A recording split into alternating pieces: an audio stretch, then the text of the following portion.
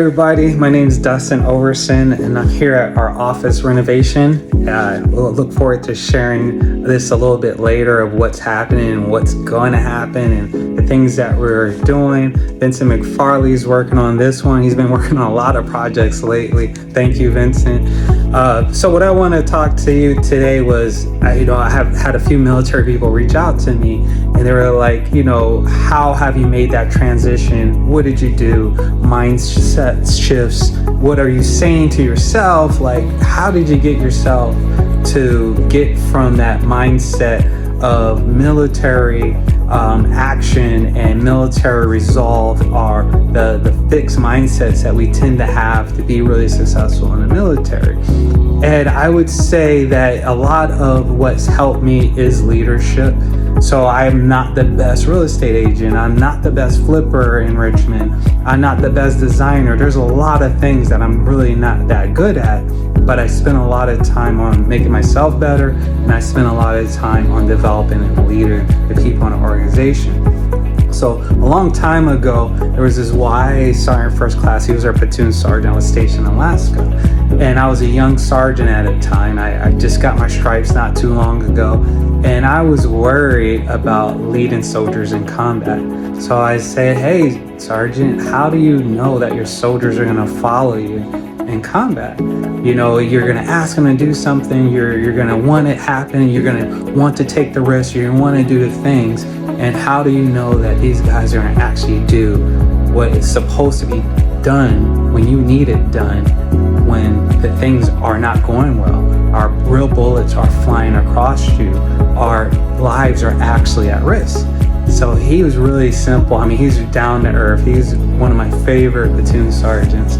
And he said, well, a good way you could do it is, go over there, we're eating. He's like, walk over there and sit down and eat. And he's like, if your squad follows you, you're their leader. If everybody stays here with me, then I'm their leader. And I thought about it. I was like, holy cow, that's putting me on the spot right now. Like, how I'm going to find out right now? Like, is it that simple? He's like, yeah, go over there and, sit over there and eat your MRE. If your squad follows you, then you're their leader.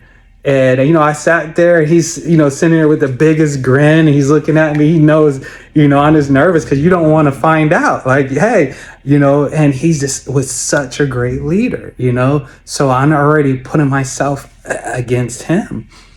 So, I got the intestinal fortitude. I got the strength, picked up my MRE and stuff. And I walked over there and kind of put my stuff down, had my head down, heart was pumping a little bit. No, he's watching me, and he's rating me as well. Like, well, let's find out who you are really leading. And the whole squad came. The whole squad came over, sat down with me, and started eating. And it was one of the greatest feelings that it wasn't because I asked them to, and that becomes a lot of leadership. You don't have to ask. If you have to ask them to do something, then, you're doing it because you asked. But when you walk left and they go left with you, and you go right and they go right with you, when you start running and they start running with you, you're leading. You're leading by example. You're leading by actions. You're leading because you're inspiring them to want to follow you, not the words. So I would say with real estate, the same thing as well. I don't do a whole bunch of asking, and we have a great team and a great organization. I spend a lot of time helping them become leaders within organizations or their own organizations.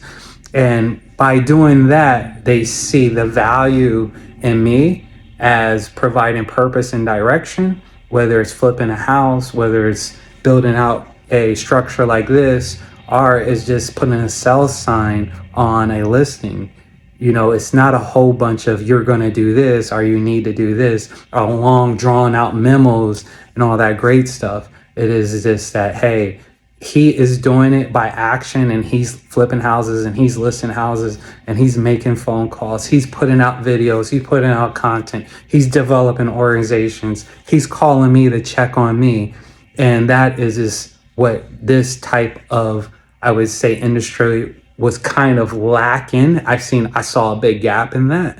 And I just used a lot of my leadership traits that I learned in the United States Army, and I implemented them in real estate, and it's done well for me. So I hope that helps. Is that, if you're thinking about, and you're in the military and you're thinking about coming over to real estate, you probably have a lot of skills, which is leadership.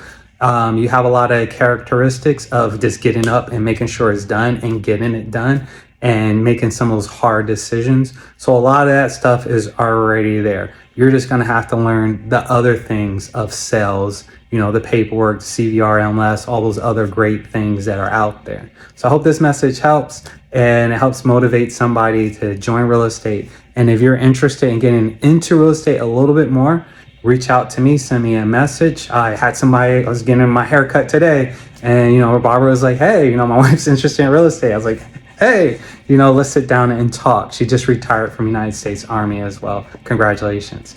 All right, I hope this message helps, and you guys have a great day. Bye.